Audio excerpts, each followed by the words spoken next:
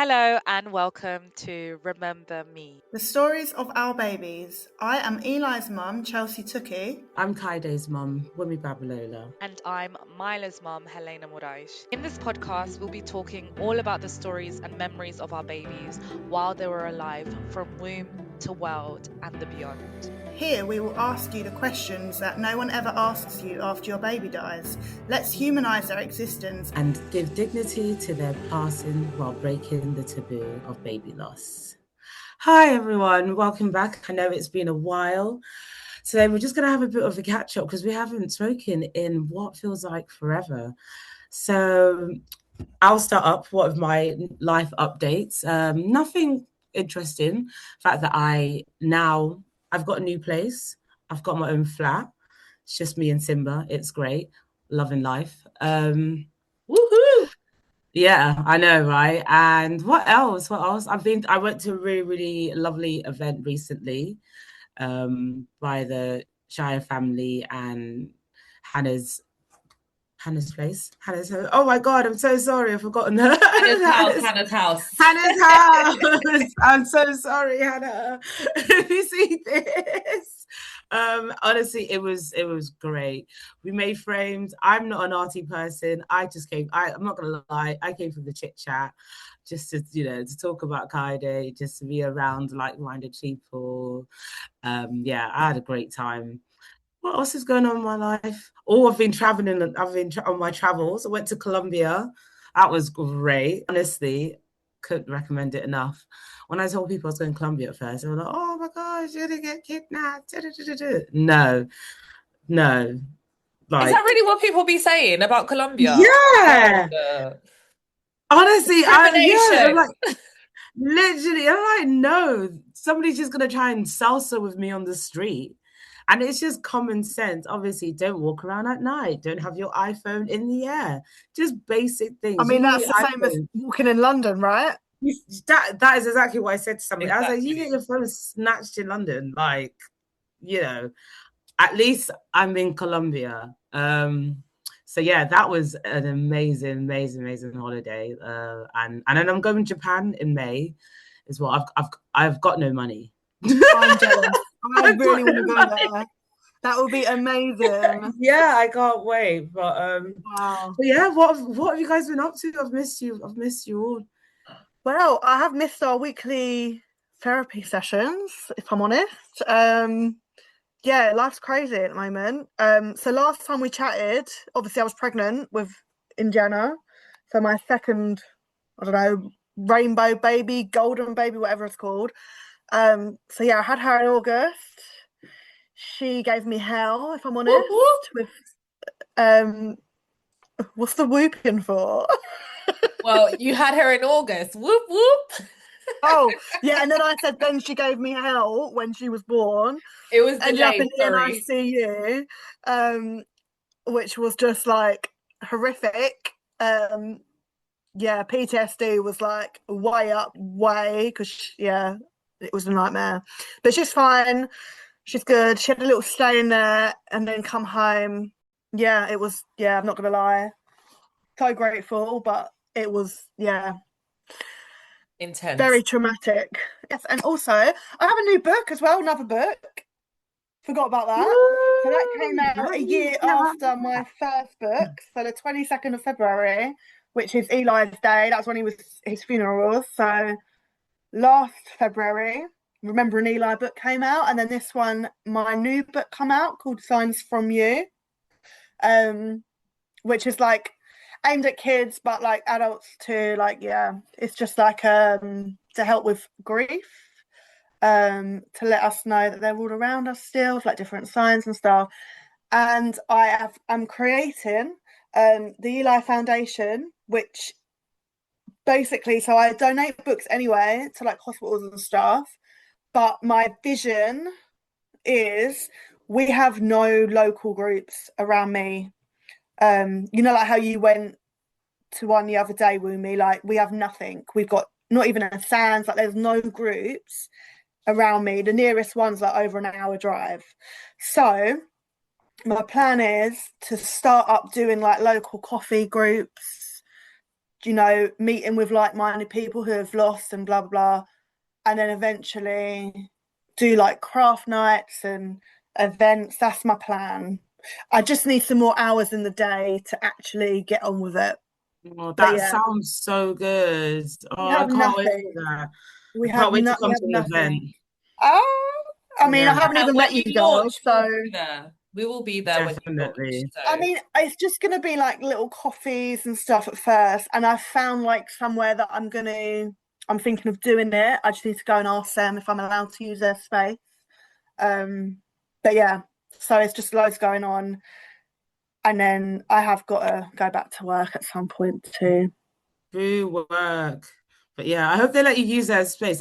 You should be like, look, this is for, look, our baby's dying. So I feel like they Like, will, because what it using it. is, it's a tea room, right, in a cemetery, which opened last year because the daughter was in a car accident and died, and her dream was to have a tea room. So her mum has done this tea room, and so I think like they will definitely have Yeah, us there, because it's like, I mean, it's not baby loss. Like her daughter was like 2020, I think, but it's still a bereaved mother, so I'm sure that yeah.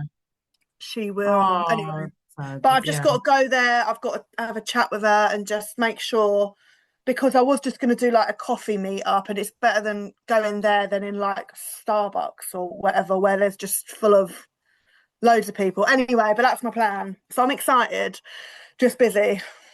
amazing. Really excited for you. And we're here to Yeah. support you. We're gonna come down, so make sure you let us know.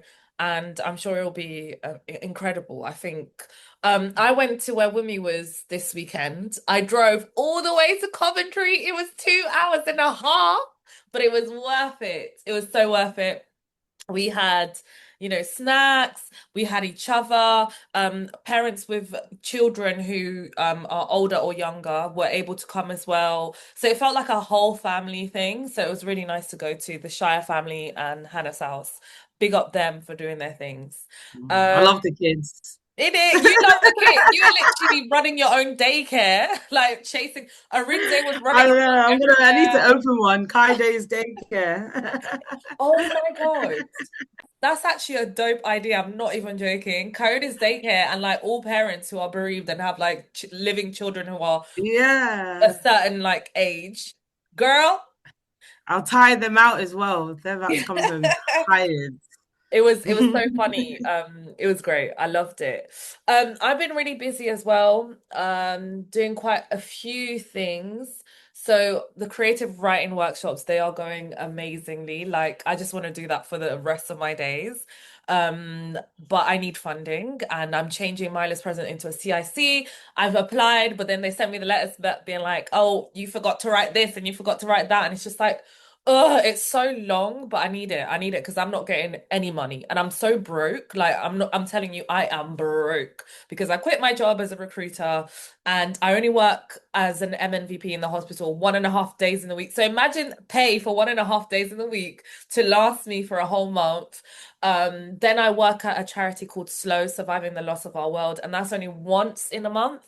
And then I'm just trying to do as much random freelance stuff. Like my books, they don't sell as consistently and as often. But I also don't want to be heavy like with the sales because it feels strange to do that. I just want people organically to find it when they need it. It's not like you must get this book. No, it's if you want this book, you get the book. So I've now been shifting a little bit the things that I do, where I'm trying to teach students, midwives, and doulas and corporate. So going to corporate companies and how do you guys support families who are bereaved? How do you support your bereaved employees? Because I had to quit my job. Had I had some good support, I'm not saying that actually the support that I had was okay, but still I didn't feel it was enough, right? I felt, oh, there were so many pressures. And so like I just feel like parents shouldn't have to leave their workplaces just because it's so intense, right? Or not go to work because it's so intense. Like, what can our works do for us? And then going to universities to teach student midwives is something I'm very passionate about, because I'm sorry, when you're doing bereavement training, when you're already a midwife, what's the point? What is the point? Why don't they learn this at university? Guys, it's not even a module.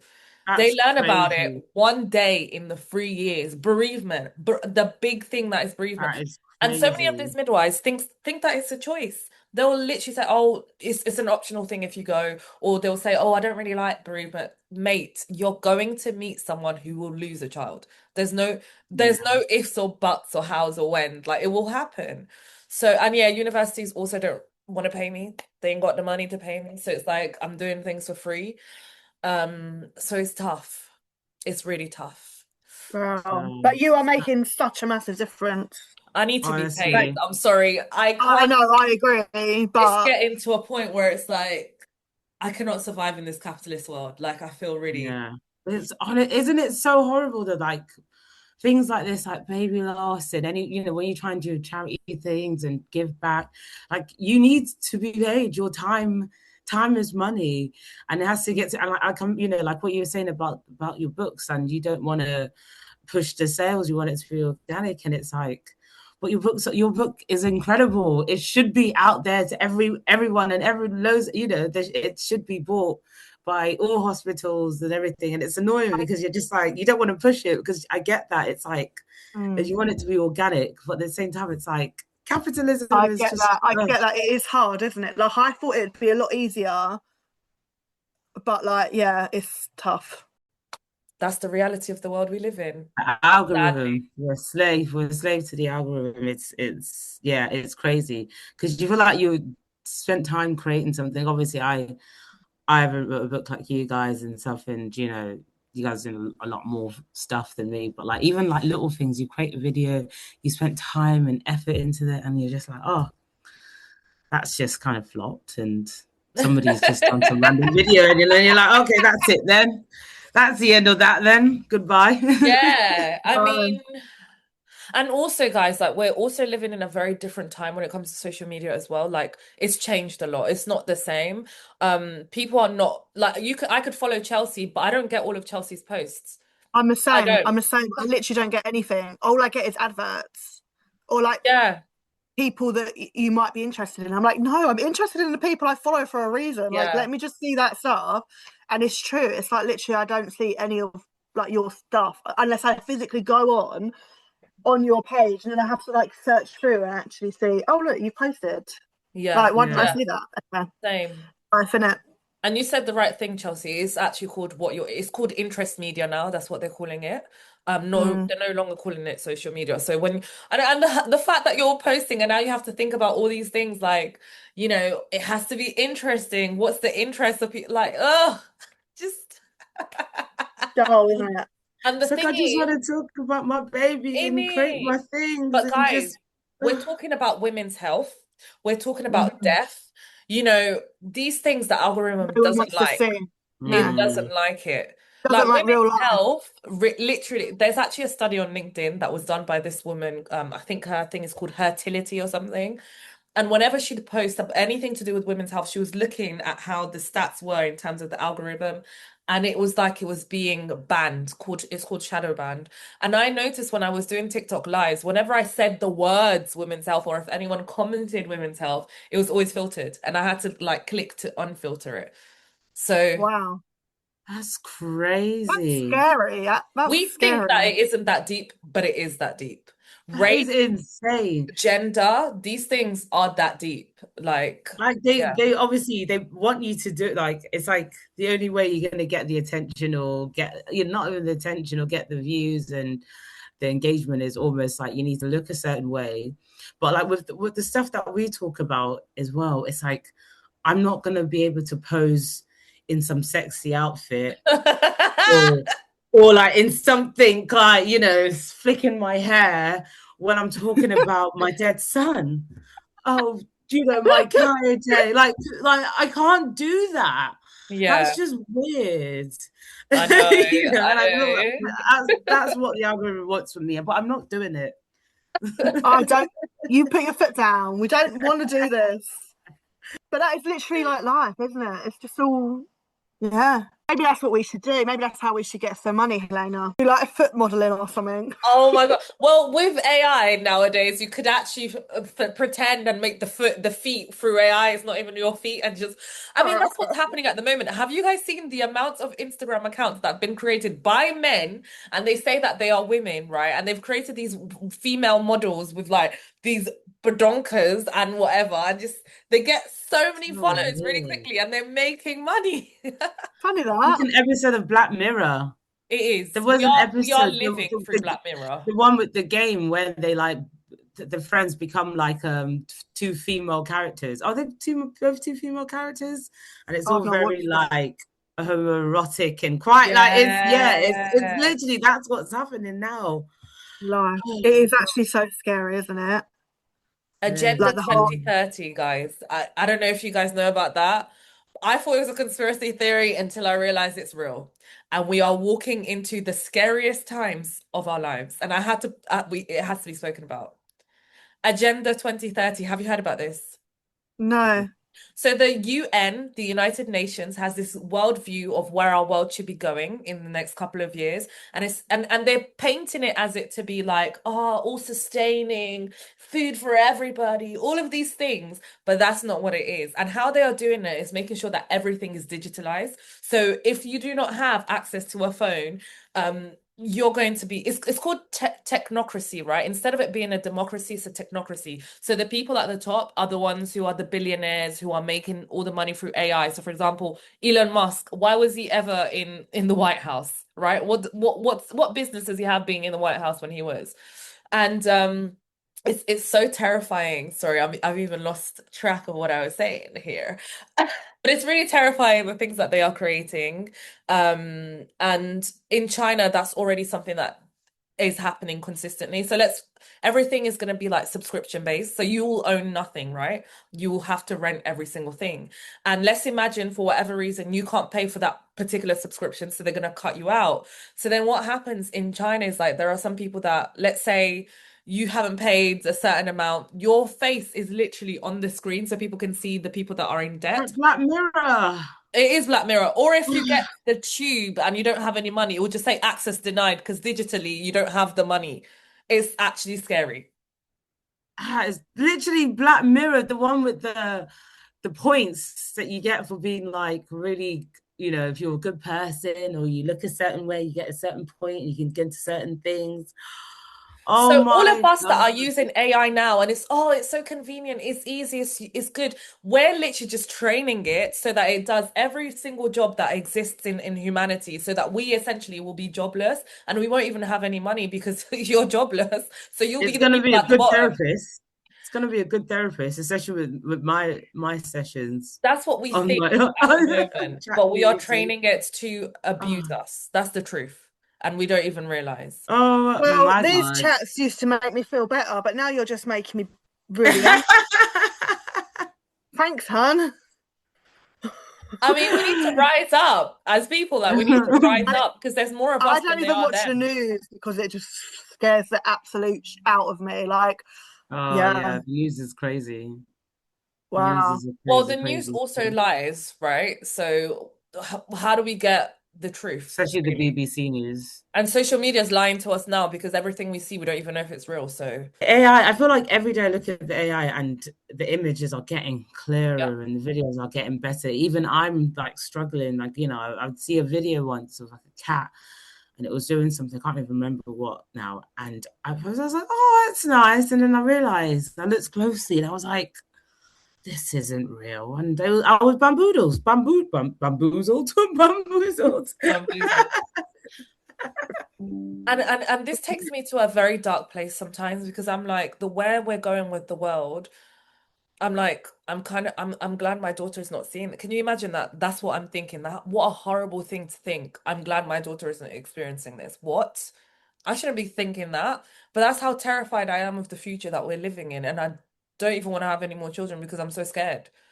And I guess like I should probably not watch too many of these things because then you just start to go really insane.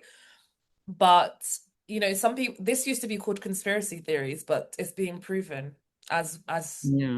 as we're living. So It's scary time. But then like what do? You can't you can't not introduce your children to technology and things like that, because if you don't No, do you that, have to. You do because of have how to. the world is going, they're going to be left behind. Absolutely. They're going to struggle. What job were they going to be able to get? So it's like, it's such a balancing act. I don't even know where I would start. Once, hopefully in the future, if I ever have another child, when I get to that age, I'm not going to know what to do, because I'll be like, I don't want you to have technology, but I don't want you to go to school and not know how to use Yeah.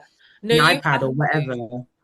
Unfortunately, you have to, especially because like some of these tools are being used to oppress us, and there's nothing worse than a person who's being oppressed and not even have the tools of understanding how to use the things that are oppressing you. So you do have to know what's happening in the world, because otherwise, danger, danger. Yeah, stranger danger.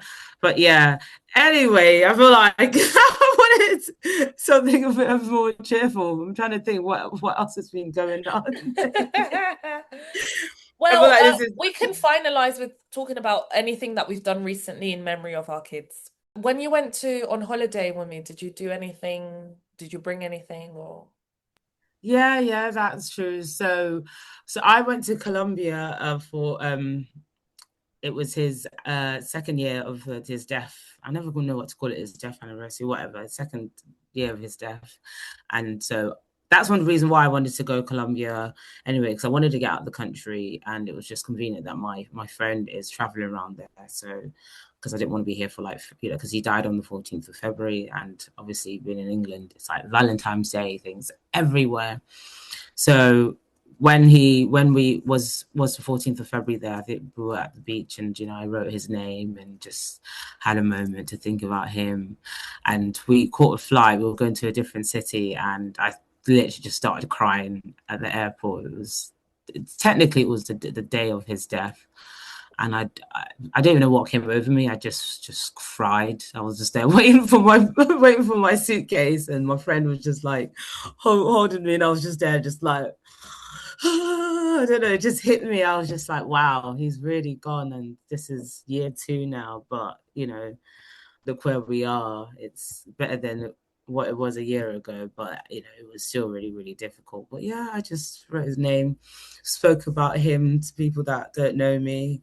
But like the whole world is so slowly but surely, Kaide's name is going to be international, because like obviously his mom's got a big mouth, and I can't not talk about him. So yeah. What about yourselves? Well, I don't know. The book, I suppose, the whole foundation thing. I suppose that's all for Eli. I'm a bit excited. We're getting our garden done at the moment, and I've got like this. I was in and ahhing whether to order it because it comes from America, and it's actually like a headstone, but it's not. But it's used for like graves, and it's like, I don't know why you can't see my hands, but it's like this big, and it's got his name on it, and like a teddy bear with flowers, and I'm so excited. But yeah, so that'll be nice. But yeah, we went away last week to a caravan, so I've done his name in the sand. Dean's gone off with the girls. Said, right, I've got to go and write his name in the sand. I haven't written his name in the sand. So Dean's gone off, started to go up the hill with the girls, and I'm on my own, and I've written his name in the sand. And I've gone back, take a picture, take a video, and I'm walking back, and I fell over on my bum because I walked backwards into a massive tree, and I thought, cheers, Eli. Thanks a lot, mate. And like when everyone's just like looking at you and like trying not to laugh, and I'm just like sniggering to myself, and I'm like, cheers, boy. I thought, thanks a lot, Eli. So I quickly got up and tried to hide my shame, and I was just laughing because I thought, I bet you're having a right laugh at me, ain't you, kid? But yeah, so that made me laugh. Oh, that's But cute. yeah, He played a practical joke. A practical joke. literally. And, something happened as well. So we was in the arcade, and Dean loves the grabber, the grab toy machines. And I came over, and he was like, Eli's just got me this bear. I was like, what? He said, it was so weird. He said, like they have shelves in like the grab machines with like the teddy bears on. Well, it accidentally fell off. And I was like, well, how is that even possible? Because That never happens, right? So he was like, "Oh, I'll go for the one that fell off," and it got it straight away. And he was like, "That was Eli. Eli got me that." I was like, That "Well, never happens. They're like I've impossible. never seen that happen." And yeah, that happened. Wow. Sign. It is. And then I got another sign when I had my therapy a few weeks ago, because I was like, "You don't give me no signs anymore." And is it because I'm a bad mum because I don't sit and I don't meditate anymore? Blah, blah, blah, blah. And I'm talking to my therapist, like as we are now, on my laptop. And then I thought something fell down the stairs. I thought my dog was running down the stairs. And then I've looked and I thought, oh, my dog's right next to me. That's weird. Nothing was there. And then I left and I saw a massive rainbow in the sky. And it was like the rainbow that I'd put in my book. So I was like, what?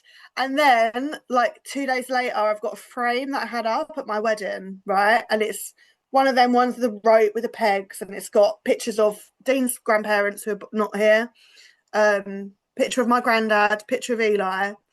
And when I got married, my nan was still around, so she's not there. So yeah, so I and Dakota was looking at the pictures. She was asking about who it is. And then yeah, I was like, oh, I need to put my nan up there. I went out, got a phone call from my dog walker, and I'm thinking, oh no, she's run away. And she said, oh, there's a frame that's fallen down. I've tried to clear it up as much as I can. This frame has jumped off of the shelf, gone down my stairs, like hit the banister, which is like a meter away from the shelf. And literally the bottom rope where it was my granddad and Eli's picture and not my nan has snapped. And I was like, that's my nan. She's like, hang on, where's my picture? And then I Really literally saw left this out. thing, honestly, from Car Factory. And it's like Nan on Mother's Day. That's when it was, Mother's Day. And then I put it on the shelf and it's fallen off as well. I was like, That's I'm going crazy. to get your Another picture up there, sign. Nan. You chill out. That was weird, though. Oh. Anyway, sorry, rambling again. I love this. I love this. And actually it's quite connected to what I was gonna talk about in terms of what I've done in memory of Myla. So I've always been very spiritual, blah blah blah. I always say the same thing.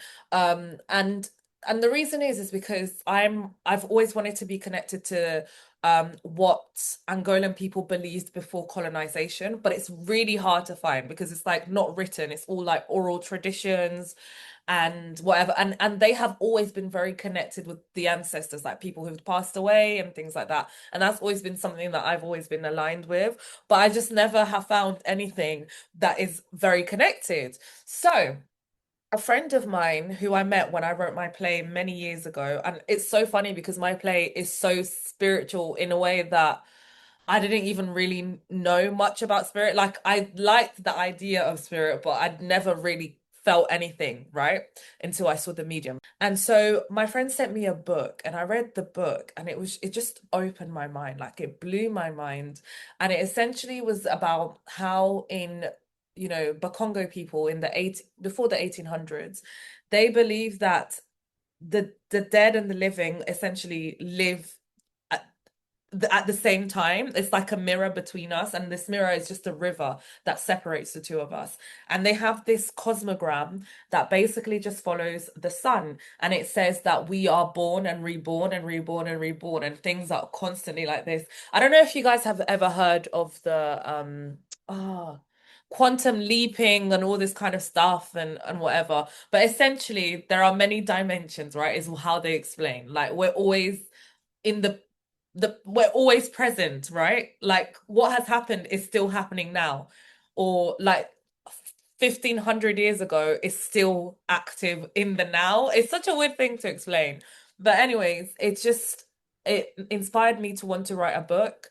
And I'm making a lot of research, so I need to buy quite a few books to read, and I want to speak to like these professors because I want to look at the link between that kind of belief that they had and what does it say about babies who are stillborn, because essentially they never made it out of the birth, right? Because they say that within the world of the deaf, then there's conception and then people are born, but our children sort of didn't make that transition. So what does that mean about them and what can we learn about that? And I always call Myla my ancestor in reverse because, ancestors are technically the people who have passed away time ago, and they are now the people we are connected to. They've died before, but she didn't die after me.